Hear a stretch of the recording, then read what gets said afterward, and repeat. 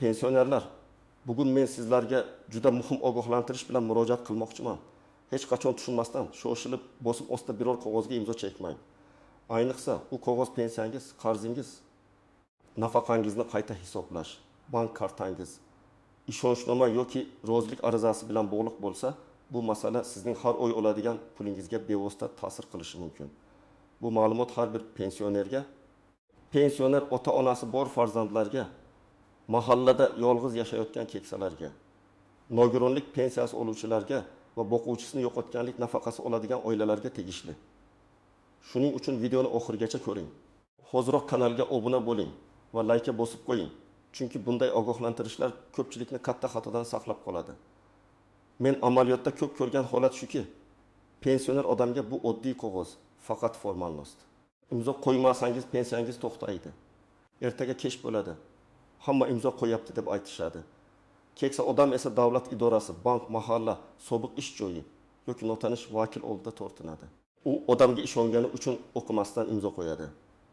Keyin esa ma'lum bo'ladiki, u qog'oz oddiy bildirishnoma emas, balki majburiyat, qarzni tan olish, pulni qaytarishga rozilik, pensiyadan ushlab qolishga ruxsat, mulk bo'yicha ishonchnoma yoki sudga murojaat qilmaslik haqida ariza bo'lgan. Oldin ko'p ishlar og'zaki hal bo'lardi. Odamlar bir-birini tanirdi. Mahalla oqsoqoli, sobiq ish joyi buxgalteri, bank xodimi yoki pensiya bo'limidagi tanish orqali masala tushuntirilardi. Hujjat kamroq, tekshiruv kamroq, elektron bazalar ham hozirgidek keng emas edi. Hozir esa vaziyat boshqacha. Ma'lumotlar elektron bazalarda solishtiriladi. Pensiya hisob kitoblari qayta tekshiriladi. Bank kartalari orqali to'lovlar yuradi. Qarzdorliklar avtomatik ko'rinadi. Ayrim holatlarda majburiy ijro hujjatlari chiqadi. Ya'ni bir dona imzo keyinchalik tizimda asos bo'lib qolishi mumkin. Men bu yerda hech qachon hech narsaga imzo qo'ymang demayapman. Albatta qonuniy arizalar, pensiyani rasmiylashtirish, bank kartasini olish, ma'lumotlarni yangilash kabi hujjatlar bo'ladi. Lekin men aytayotgan eng muhim qoida shuki, mazmunini to'liq tushunmagan, nusxasini olmagan, kimga va nima uchun berilayotganini bilmagan qog'ozga imzo chekmang. Eng xavfli qog'ozlardan biri bu ortiqcha to'langan pulni qaytarishga roziman degan mazmundagi arizadir. Tasavvur qiling, pensioner opa har oy 1 million 500 ming so'm pensiya olib kelgan. Bir kuni unga sizga oldin 6 oy davomida noto'g'ri hisoblangan 3 million 600 ming so'm ortiqcha to'lov bo'lgan. Mana bu yerga imzo qo'ying, keyin oyma-oy ushlab qolinadi deyshadi. Opa nima bo'lganini tushunmaydi. Davlat aytyaptimi, demak to'g'ridir deb imzo qo'yadi. Keyingi oy pensiyasi 50 million 800 ming emas, masalan 50 million 300 ming bo'lib tushadi. 500 ming so'm ushlab qolinadi. Dori-darmon, kommunal to'lov, oziq-ovqat uchun pul yetmay qoladi. Bunday vaziyatda birinchi savol, ortiqcha to'lov haqiqatan ham bo'lganmi? Ikkinchi savol, u kimning xatosi bilan bo'lgan? Uchinchi savol, pensioner odam yolg'on ma'lumot berganmi yoki idora o'z hisobida adashganmi? To'rtinchi savol, ushlab qolish miqdori qonuniy tartibda belgilanganmi? Agar odam bu savollarni bermasdan imzo qo'ysa, keyin o'z huquqini himoya qilish ancha qiyinlashadi. Chunki hujjatda roziman degan so'z turadi. Ikkinchi xavfli qog'oz bu qarzim borligini tan olaman degan tilxatdir. Masalan, kimdir pensioner amakiga kelib, siz falon yili kreditga kafil bo'lgansiz. Farzandingiz qarz olgan. Sizning nomingiz ham bor. Mana bu qog'ozga imzo qo'ying, keyin tushuntiramiz deydi. Amaki kafil bo'lganini eslamasligi ham mumkin. Yoki hujjatni o'qimasdan imzo qo'yadi. Keyin bank, qarz beruvchi tashkilot yoki boshqa shaxs shu tilxatni asos qilib u qarzni tan olgan deb chiqishi mumkin. Bu ayniqsa pensiya kartasiga ijro hujjati tushganda og'riqli bo'ladi. Uchinchi xavfli qog'oz bu pensiyadan ushlab qolishga rozilik berishdir. Ba'zan odamlar o'ylaydi, mayli, ozgina ushlab qolsa bo'lar. Lekin qog'ozda aniq summa, muddat, sabab, hisob-kitob ko'rsatilmagan bo'lsa bu katta muammo. Masalan, qog'ozda qarzdorlik to'liq qoplanguncha ushlab qolishga roziman deb yozilgan bo'lishi mumkin. Qancha qarz, qaysi davr uchun, qaysi hujjat asosida, har oy necha foiz? Bu savollar ochiq qolsa, pensioner keyin har oy kamaygan pul bilan yashashga majbur bo'ladi. To'rtinchi xavfli qog'oz bu ishonchnoma. Men keksalarga alohida aytaman. Ishonchnoma eng oddiy qog'oz emas. Agar siz bank kartangizdagi pulni olish, pensiyangizni olish, uyingizni sotish, yer uchastkangiz bo'yicha hujjat yuritish, Avtomobilingizni boshqarish yoki sotish huquqini boshqa odamga bersangiz, bu juda katta vakolat. Farzand, qarindosh yoki qo'shni bo'lsa ham nima huquq berayotganingizni aniq biling. Faqat pensiyani olib kelish uchun deb aytilgan ishonchnomada aslida boshqa vakolatlar ham yozilgan bo'lishi mumkin. Masalan, 72 yoshli onaxon o'g'liga ishonib, bank ishlarini yuritish uchun ishonchnoma beradi. O'g'li avval pensiyani olib keladi. Keyin onaxonning nomidagi depozitni yechadi. Keyin kredit bo'yicha hujjatga aralashadi. Onaxon esa men faqat pensiyani olib keladi deb o'ylagandim deydi. Shuning uchun ishonchnomada vakolatlar to'r, aniq va tushunarli yozilishi kerak. Qaysi bank, qaysi karta, qaysi muddat, qaysi amal. 5-xavfli qog'oz bu davom yo'q degan ariza. Ayrim vaziyatlarda pensionerga kamroq pul beriladi, kechiktiriladi, noto'g'ri hisoblanadi yoki biror xizmat ko'rsatishda xatolik bo'ladi. Keyin unga mana bu yerga davom yo'q deb yozing, masala yo'qlar deyishadi. Men bunday arizani o'qimasdan yozishni mutlaqo tavsiya qilmayman. Chunki da'vo yo'qligi haqida yozsangiz, keyinchalik o'sha masala bo'yicha murojaat qilganingizda qarshi taraf o'zi davom yo'q deb yozgan deb ko'rsatishi mumkin. Kimlar ayniqsa ehtiyot bo'lish kerak? Birinchi navbatda yolg'iz yashaydigan pensionerlar. Chunki ularga tushuntirib beradigan farzand yoki yaqin odam yonida bo'lmasligi mumkin. Ikkinchidan, savodxonligi pastroq yoki hujjat tilini tushunmaydigan keksalar. Uchinchidan, nogironligi bor. Eshitishi yoki ko'rishi sust bo'lgan odamlar. To'rtinchidan, kredit, aliment, kommunal qarz, soliq qarzi yoki sud ijrosi bilan bog'liq muammosi bor pensionerlar. Beshinchidan, yaqinda pensiya qayta hisoblangan. Ish staji bo'yicha hujjat topshirgan, oldin boshqa hududdan ko'chib kelgan yoki bank kartasini almashtirgan odamlar. Kimlar unchalik xavotir olmasa bo'ladi? Agar siz rasmiy idoraga o'zingiz borgan bo'lsangiz, hujjat nomi aniq bo'lsa, matnni to'liq o'qigan bo'lsangiz, nusxasini olgan bo'lsangiz, unda shoshilmasdan imzo qo'yishingiz mumkin. Masalan, pensiya kartasini yangilash uchun bankdagi oddiy anketa, yashash manzilini tasdiqlash bo'yicha ma'lumot, pensiya tayinlash uchun standart ariza kabi hujjatlar bo'ladi. Lekin hatto bunday holatda ham men nima uchun imzo qo'yapman degan savolni berish uyat emas. Real misol sifatida shunday vaziyatni olaylik. Olim 8 yoshli amaki 2.200.000 so'm pensiya oladi. Bir kuni unga eski ish joyidan ma'lumotnoma noto'g'ri berilgani, staj qayta tekshirilgani va 8 oy davomida har oy 300.000 so'm ortiqcha pensiya hisoblangani aytiladi. Umumiy summa 2.400.000 so'm. Agar amaki shoshilib roziman deb imzo qo'ysa, keyin pensiyasidan har oy 400.000 so'm ushlab qolishlari mumkin. Lekin u avval hisob kitobini so'rasa, ko'rib chiqsa, eski ish joyidan to'g'ri ma'lumotnoma olsa, ehtimol ortiqcha to'lov umuman bo'lmaganini yoki summa kamroq ekanini aniqlashi mumkin. Yana bir misol. Onaxonning pensiya kartasi qo'lida, lekin pin kodni qo'shnisi biladi. Qo'shnisi yordam berib yuradi. Bir kuni bankka borish shart emas. Mana shu qog'ozga imzo qo'ysangiz, men kartangizni almashtirib kelaman dedi. Onaxon ishonadi. Keyin yangi karta kimning qo'liga tushgani, SMS xabarnoma qaysi raqamga ulanganini bilmaydi. Natijada pensiya tushgan kuni pul yechib olinadi. Bunday holatda qog'ozdan tashqari karta, pin kod, telefon raqami ham himoya qilinishi kerak. Endi istisnolar va nozik jihatlarga o'taman. Ba'zi odamlar agar imzo qo'ymasam, pensiyam to'xtab qoladimi deb qo'rqadi. Men tushuntiraman. Qonuniy asos bo'lmasa, faqat siz savol berganingiz yoki hujjatni o'qishga vaqt so'raganingiz uchun pensiyani to'xtatish mumkin emas. Rasmiy idora sizga hujjat mazmunini tushuntirishi, qanday asos bilan talab qilinayotganini aytish kerak. Agar xodim hozir imzo qo'ymasangiz bo'lmaydi deb bosim qilsa, bu allaqachon ehtiyot bo'lish kerak bo'lgan belgi. Yana bir nozik masala. Ba'zan hujjatning nomi oddiy bo'ladi, lekin ichidagi mazmuni og'ir bo'ladi. Masalan, yuqorisida ariza deb yozilgan.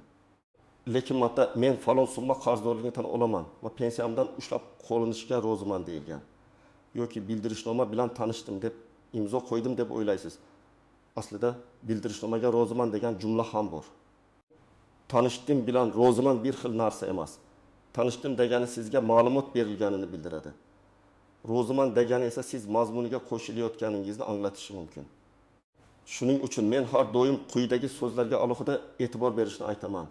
Roziman, davom yo'q, qarzdorligimni tan olaman, qaytarib berishga majburman, ushlab qolinsin, vakolat beraman, talab qilmayman, e'tirozim yo'q. Sudga murojaat qilmayman. Agar qog'ozda shu iboralar bo'lsa, Darhol to'xtang, shoshilmang, tushuntirish talab qiling. Yana bir tuzoq, bo'sh joy qoldirilgan qog'oz. Hech qachon bo'sh blankaga imzo qo'ymang. Sana yozilmagan, summa yozilmagan, kimga berilayotgani ko'rsatilmagan, matn to'liq to'ldirilmagan qog'ozga imzo chekish juda xavfli. Chunki keyin bo'sh joyga boshqa summa, boshqa sana, boshqa majburiyat yozilishi mumkin. Agar hujjatda bo'sh satrlar bo'lsa, ularni chizib qo'yish yoki to'liq to'ldirish kerak. Hujjatning har bir sahifasi ko'zdan kechirilishi lozim. Yana bir nozik jihat, nusxa kerak emas deyishsa ishonmang. Siz imzo qo'ygan har qanday muhim hujjatning nusxasi sizda bo'lishi kerak. Agar qog'oz bir dona bo'lsa, telefoningizga rasmga oling, yaqinlaringizga yuboring yoki menga nusxa bering deb talab qiling. Rasmiy idorada esa kirim raqami, sana xodimning ismi va qabul qilinganlik belgisi bo'lishi yaxshi. Ba'zan pensionerlar men hujjatni tushunmadim, lekin xodim yaxshi odamga o'xshadi deyishadi. Yaxshi odam bo'lishi boshqa, hujjatning huquqiy oqibati boshqa. Men hech kimni yomon demayman, lekin hujjatda yozilgan matn keyin og'zaki va'dadan kuchliroq bo'lishi mumkin. Xavotir olmang, hammasi joyida.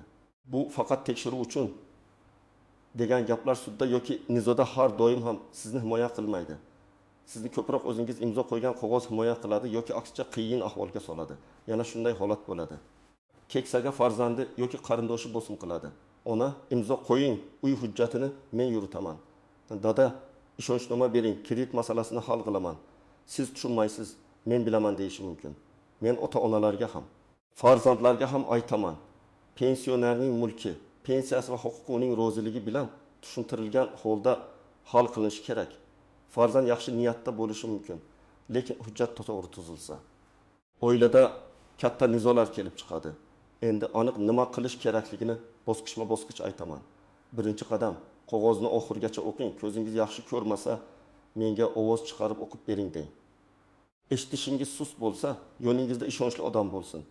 Hujjat rus tilida, o'zbek tilida yoki murakkab yuridik tilda yozilgan bo'lsa, tushunmagan so'zingizni so'rang. Tushunmagan hujjatga imzo qo'yish majburiyat emas. Ikkinchi qadam, 3 ta savol bering. Bu hujjat nima uchun kerak? Imzo qo'ysam qanday oqibat bo'ladi? Imzo qo'ymasam nima bo'ladi? Xodim yoki hujjat olib kelgan odam bu savollarga aniq javob berishi kerak. Agar javob noaniq bo'lsa, masalan, shunchaki kerak, hamma qo'yapti, keyin bilasiz desa, bu xavf belgisi. 3-qadam hujjat nusxasini oling. Imzo qo'yishdan oldin ham rasmga olish mumkin. Agar sizga ruxsat bermasa, unda men hozir imzo qo'ymayman. Avval farzandim yoki yurist bilan maslahatlashaman deng. Bu sizning huquqingiz. Hujjatdan qo'rqish kerak emas, lekin hujjatni nazoratsiz qoldirish ham kerak emas. 4-qadam, agar pensiya ortiqcha to'langan deyishsa, yozma hisob kitob talab qiling. Qaysi oylar uchun, qancha summa, qaysi qaror yoki ma'lumot asosida, kimning xatosi sababli, sizdan qaysi tartibda undiriladi, shu savollarga javob yozma bo'lsin. Og'zaki gap bilan pul qaytarishga rozi bo'lmang. Ayniqsa hozir imzo qo'ying, keyin hisob kitobni beramiz desa, avval hisob kitob, keyin qaror. 5-qadam, agar pensiyadan ushlab qolish haqida gap bo'lsa, majburiy ijro byurosi. Sud hujjati yoki boshqa rasmiy asos bormi? Shuni aniqlang. Har qanday ushlab qolishning asosi bo'lishi kerak. Siz qaysi hujjat asosida ushlab qolinadi deb so'rang. Agar bu qarzdorlik bo'lsa, qarz qachon, qayerda, qanday paydo bo'lganini so'rang. Agar siz qarzni tan olmasangiz, men bu qarzdorlikka e'tiroz bildiraman. Hisob kitob va asoslarni yozma ravishda berishingizni so'rayman deb yozing. 6-qadam, ishonchnoma berayotgan bo'lsangiz, muddatda va vakolatlarni cheklang. Barcha ishlarimni yuritishga vakolat beraman degan umumiy jumla o'rniga aniq ish yozilsin. Masalan, faqat falon bankdan pensiya kartasini olish faqat falon sanagacha. Faqat ma'lumotnoma olish, pul yetish huquqsiz kabi cheklovlar bo'lishi mumkin. Notariusga borganingizda shoshilmang. Notariusdan har bir bankni tushuntirishni so'rang. 7-qadam, bank kartangizni himoya qiling. PIN kodni hech kimga bermang. Kartani doimiy ravishda boshqa odam qo'liga topshirmang. SMS xabarnoma o'z telefon raqamingizga yoki ishonchli yaqin qarindoshingiz raqamiga ulanganini tekshiring. Agar karta yo'qolsa, darhol bankka qo'ng'iroq qilib blok qildiring. Agar pensiya tushganidan keyin pul yo'qolayotgan bo'lsa, bankdan operatsiyalar tarixi bo'yicha ko'chirma oling. 8-qadam, agar siz allaqachon imzo qo'yib qo'ygan bo'lsangiz, vahimaga tushmang. Birinchi ish, o'sha hujjat nusxasini toping. Ikkinchi ish, qaysi tashkilotda imzolangan bo'lsa yozma murojaat qiling. Uchinchi ish, pensiya bo'limi, bank, MIB. Notarius yoki tegishli idoradan rasmiy tushuntirish oling. To'rtinchi ish, agar sizni aldashgan, bosim qilishgan yoki mazmunini tushuntirishmagan bo'lsa, ariza bilan yuqori turuvchi tashkilotga, prokuraturga yoki sudga murojaat qilish imkoniyatini ko'rib chiqing. 9-qadam, murojaat yozayotganda oddiy va aniq yozing. Masalan, men falonchi falon sanada falon tashkilotda falon mazmundagi hujjatga imzo qo'yganman. Hujjat mazmuni menga to'liq tushuntirilmagan. Ushbu hujjat asosida pensiyamdan ushlab qolish boshlangani haqida ma'lumot oldim. Menga hisob-kitob, huquqiy asos va hujjat nusxasini taqdim etishingizni so'rayman. Qarzdorlikka e'tirozim bor. Mana shunday qisqa, aniq, dalilga asoslangan murojaat ko'p hollarda vaziyatni oydinlashtiradi. 10-qadam, yolg'iz bormang.